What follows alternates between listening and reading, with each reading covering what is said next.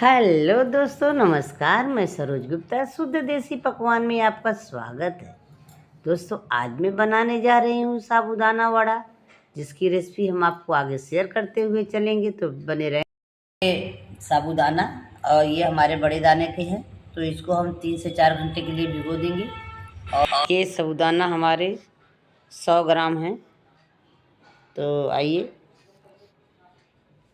100 ग्राम साबूदाना लेंगे और इसको हम अच्छी तरह से पानी डाल करके, और साबूदाना हमारे बड़े दाने के हैं, तो 3-4 बार पानी डाल करके इसको हम वॉश कर लेंगे साफ से, जिसके इसके निकल जाए। और फिर हम साफ पानी से इसको खूब मल के धुल के फिर रखेंगे और 3 से 4 घंटे के लिए भिगो देंगे। ये देखिए, इस तरह से ये इसमें से सफ़ेद सफ़ेद निकल जाते हैं। तो अब ये दूसरा पानी डालते हैं और इस तरह से इसको हम धुल करके साफ पानी डालेंगे अब और भिगो देंगे। नहीं रखेंगे पानी, हम इतना ही रखेंगे कि ये हमारे जो है थोड़ा सा साबूदाना के ऊपर है। ज़्यादा पानी रहेगा तो ये पानी बहुत सूखता है। ये हमारा जब खिल जाएंगे, फूल जाएंगे, तो ये सेट हो जाएगा इतने में ही। और इसको हम ढक के रख देंगे। ऐसे हम 2-3 पानी से आलू को अच्छी तरह से धुल लेंगे।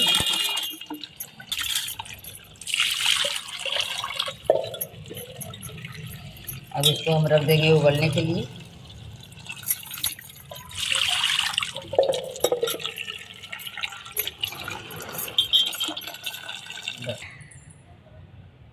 तो ये हमारे साबूदाने अच्छी तरह से भीग चुके थे और सोख हो चुके हैं। पानी इसका पूरा अब्जॉर्ब कर लिया है और खिले खिले से दाना मोतियों जैसे दिख रहे हैं। तो हम एक साबूदाना लेंगे और इसको मसल कर देखेंगे। अगर ये हमारा परफेक्ट हो गया तो मसला जाएगा।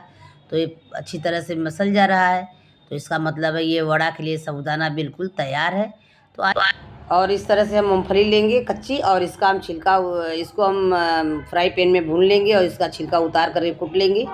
और ये देखिए, साबूदाना हमारा जितना साबूदाना है, इससे ज़्यादा हम आलू लेंगे। अगर हमारा 100 ग्राम साबूदाना है तो हम 150-200 ग्राम आलू लेंगे। तो आलू हमारा बॉयल हो चुका है और इसको जितना साबूदाना है उससे ज़्यादा हम आलू लेंगे। हमारा 100 ग्राम साबूदाना है तो हम 200 ग्राम करीब आलू डालेंगे इसमें। और ये देखिए, हमने फ्राई पैन रख लिया है। अब इसमें हम डालेंगे मूंगफली।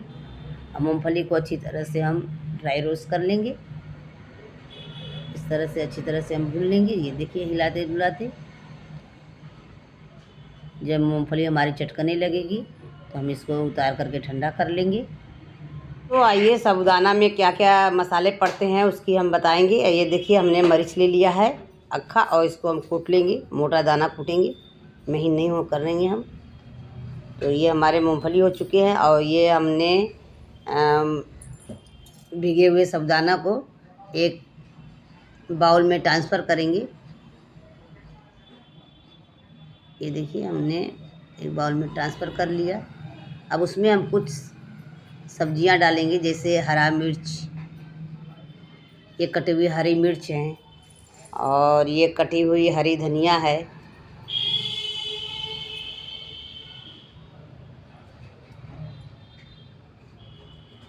और ये कद्दूकस किया हुआ अदरक है, और ये कुटी हुई काली मिर्च है। ये देखिए, 2 चम्मच कुटी हुई काली मिर्च हो गया हमारा। और ये हम स्वाद अनुसार सेंधा नमक लेंगे, क्योंकि हम तो फलारी बना रहे हैं, तो फलारी में सेंधा नमक ही चलेगा। तो स्वाद अनुसार हम सेंधा नमक डाल देंगे इसमें। अब इसमें डालेंगे आधा चम्मच नींबू का रस। इससे स्वाद इसका बहुत ही अच्छा आता है, खट्टा खट्टा। 2 चम्मच छोटे चम्मच से हम, या 1 चम्मच आप उसमें चीनी ऐड कर दीजिए, तो खट्टा मीठा तीखा बहुत ही स्वाद बन के निकलेगा इसमें से। और ये हमारी मूंगफली भून गई है, तो इसको ठंडा होने के बाद हम इसको इस तरह से छिलका उतार लेंगे। और ये देखिए, हम एक बाउल में ले लिए हैं। अब इसको हम कूट करके इसका दाना महीन कर लेंगे। आप चाहे तो इसको मिक्सर के जार में भी पीस सकते हैं, लेकिन कूटना ज़्यादा अच्छा लगता है, उससे स्वाद और अच्छा आता है। तो इसको हम कूट लेंगे इस तरह से। देखिए अब ये हमारे कुटा चुके हैं। तो अब इसको हम इसी साबूदाना वड़े की फिलिंग जो हम बना रहे हैं बैटर, उसी में हम डाल देंगे फिलिंग में। तो अब इसमें हम डाल दिए 1 छोटा चम्मच जीरा का। तो ये सारे सामग्री हमारे पड़ चुकी हैं। तो अब चलिए इसको हम अच्छी तरह से मिला करके रख देंगे। दोस्तों अभी आलू इसमें हम नहीं डालेंगे, क्योंकि अगर मान लीजिए थोड़ा बहुत साबूदाना में आपका पानी है तो ये जो हमने मूंगफली भून करके डाला है तो पानी को खींच लेता है, उससे और ड्राई हो जाते हैं। और इस वजह से हमारा जो है साबूदाना बहुत ही अच्छे से बाइंडिंग होता है। तो ये देखिए हमने हमारा अगर 100 ग्राम साबूदाना है तो हम उसमें 200 ग्राम आलू डालेंगे। इसी रेशियो से बनाएंगे कि जितना हमारा साबूदाना है उसका दुगना हम आलू डालेंगे। ये हमने आलू बॉयल करके ले लिया है और इसको हम इस तरह से कद्दूकस कर रहे हैं जिससे इसमें कोई लम्स न रहें और हमारा जो टिक्की बने, जो साबूदाना वड़ा बने, उसमें कोई गुठलियाँ ना हो और बहुत ही ईजिली अच्छी तरह से बन जाए, फटे भी न। फटते हैं तो उसमें तेल या घी जो है हमारा ऑयल सूखता है। तो इस तरह से हम बनाएंगे चिकने चिकने। तो ये देखिए हमने आलू को भी 3 आलू थे, उसको भी हमने कद्दूकस करके, करीब हमारा 200 ग्राम से ऊपर आलू था, तो हम इसको कद्दूकस करके इस तरह से अच्छी तरह से मिला लेंगे। देखिए बहुत ही अच्छा लग रहा है, कलर भी बहुत अच्छे आए हैं। अब हम चम्मच हटाएंगे और अपने हाथ में थोड़ा सा चिकनाई लगा करके और उसको अच्छी तरह से हम मसल के इस तरीके से गूँथ लेंगे आटे की तरह।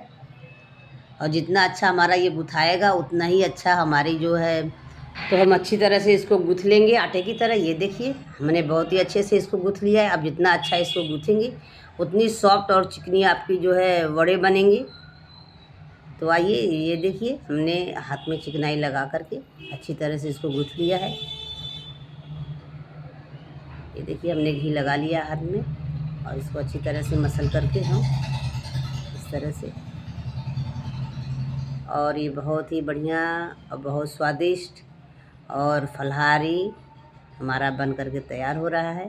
तो इस तरह से हम छोटे छोटे लोइयाँ लेंगे नींबू के बराबर और इस तरह से देखिए इस तरह से हम लोइयाँ लेंगे और इसको गोल गोल करते रहेंगे। देखिए बहुत अच्छा और चिकना सा बन रहा है। ये देखिए बहुत ही अच्छा बन गया। हाथ में तो चिपकता है लेकिन कोई बात नहीं, लेकिन बनता है बहुत अच्छा और टेस्ट तो बहुत ही जानदार शानदार रहता है। तो इस तरह से हम सारे वड़े बना लेंगे। ये देखिए हमारे वड़े बन रहे हैं और एक एक करके हम सारे वड़े बना लेंगे। इस तरह से हम जैसे टिक्की बनती है उस तरह से रखेंगे।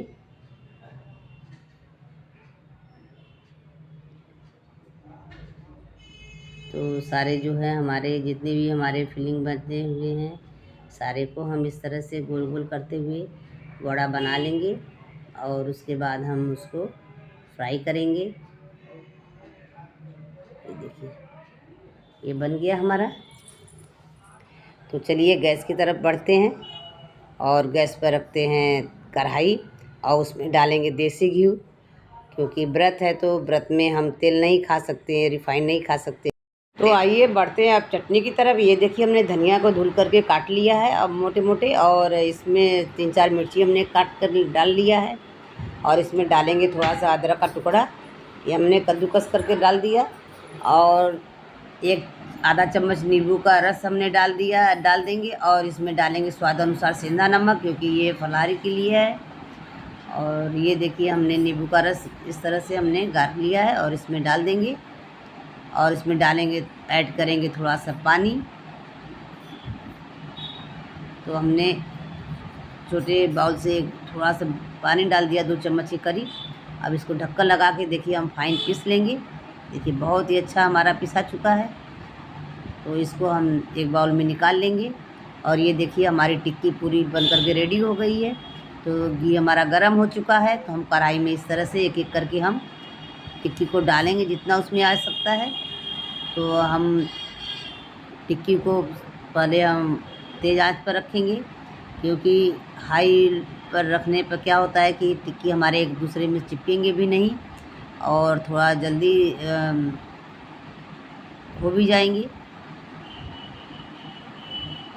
मैंने कि ये चिपके नहीं, इसलिए हम गैस को तेज़ करेंगे, फिर बाद में हम लो कर देंगे। तो ये देखिए अब 2 मिनट हो गए हैं, तो हम इनको अच्छी तरह से अब अलट पलट कर लेंगे और हिला देंगे इस तरीके से। अब अलट पलट करके हम पलटी कर देंगे।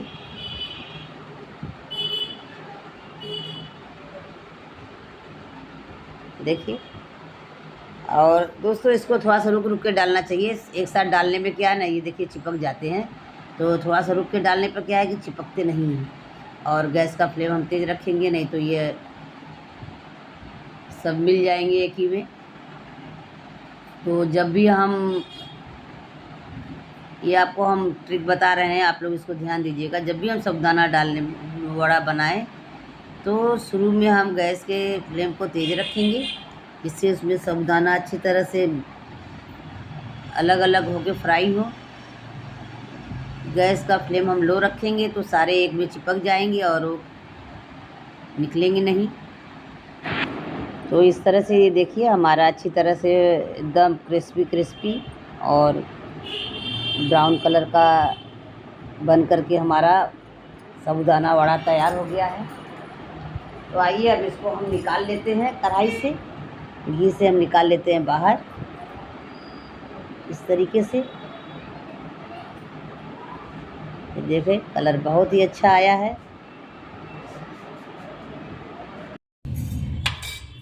इधर भी दिखाओ, क्रिस्पी और बहुत कुरकुरे हमारे जो है।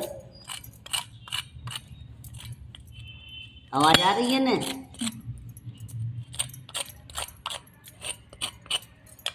तो आइए इसमें जो साबूदाना वड़ा का, इस तरह से साबूदाना वड़ा का हम दूसरा बैच भी इसी तरह से हम डाल देंगे। ये देखिए गैस का फ्लेम तेज़ है और इसी में हम थोड़ा सा रुक रुक के डालेंगे ताकि एक दूसरे में चिपके न। तो इस तरह से हम दूसरा बैच भी डाल दिए और अभी नहीं, थोड़ा सा रुक करके हम इसको अलट पलट करेंगे। ये देखिए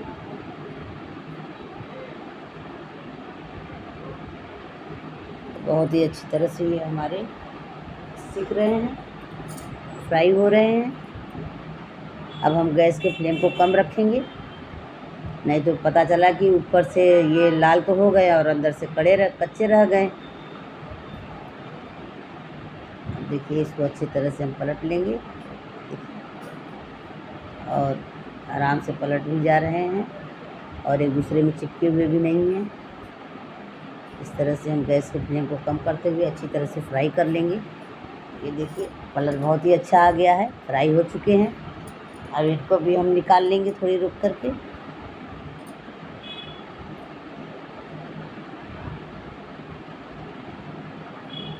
देखिए बहुत ही अच्छा हमारा ये साबूदाना वड़ा बन चुके हैं।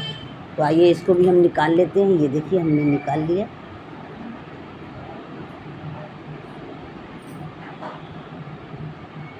इसको अलट पलट करते हुए हम निकाल लेंगे।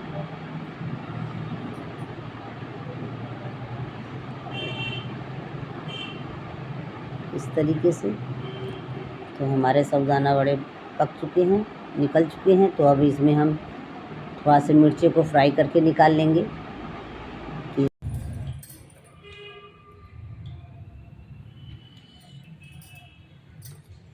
इस तरह से हमारा साबूदाना वड़ा बन करके तैयार हो गया है दोस्तों। ये देखिए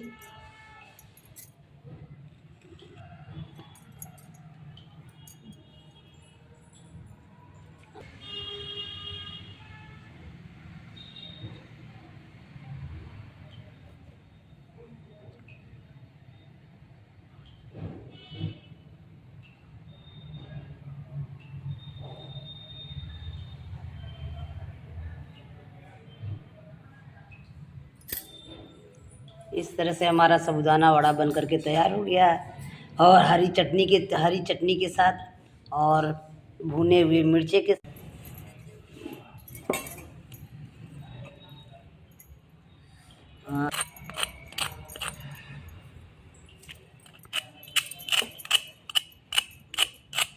देखिए कितना करारा आवाज़ आ रहा है इसमें। दोस्तों हम तोड़ करके आपको दिखाते हैं एक साबूदाना वड़े को। ये देखिए ऊपर से तो बिल्कुल क्रंची और क्रिस्पी था और अंदर से बिल्कुल सॉफ्ट है। और देखिए क्या जालीदार बना हुआ है, खाने में तो बहुत ही स्वाद आ रहा है। तो आपको हमारा वीडियो अच्छा लगे तो लाइक, सब्सक्राइब और कमेंट करें। Thank you so much.